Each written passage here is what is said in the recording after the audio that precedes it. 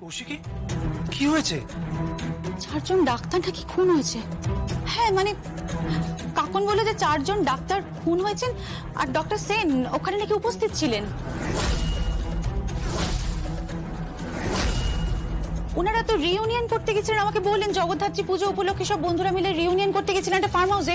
তো সেখানে নাকি 4 জন খুন হয়েছেন। আমি কিছু বুঝতে পারছি, আরে ফোন করি দাঁড়াও।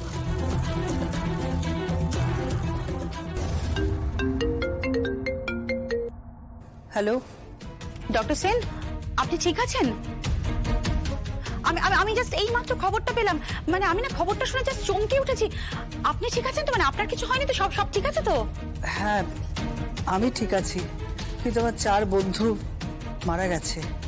আমার মানসিক অবস্থা একদম ভালো নেই কৌশিকী। মাই গড। আচ্ছা ওই পুলিশ এসেছেন? হ্যাঁ পুলিশ এসেছে, স্বয়ম্ভু মুখার্জিও এসেছে। ও স্বয়ম্ভু ওখানে গেছে?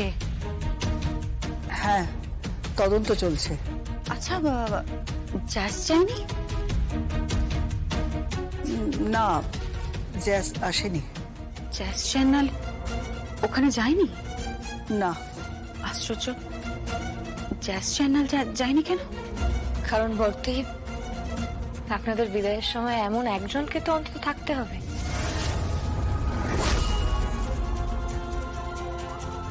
যে কুমিরের কান্না না কেঁদে সত্যি সত্যি বিষাদগ্রস্ত মুখ নিয়ে আপনাদের বিদায় জানাবে। ডক্টর সেন আমি আপনাকে পরে ফোন করছি, এখন রাখি।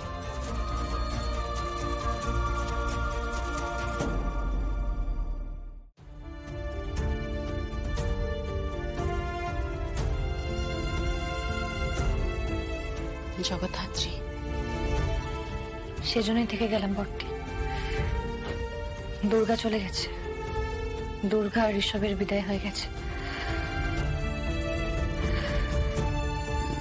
চলুন তাহলে, এখানে দাঁড়িয়ে বেকার এরা আপনার সময় নষ্ট করবে।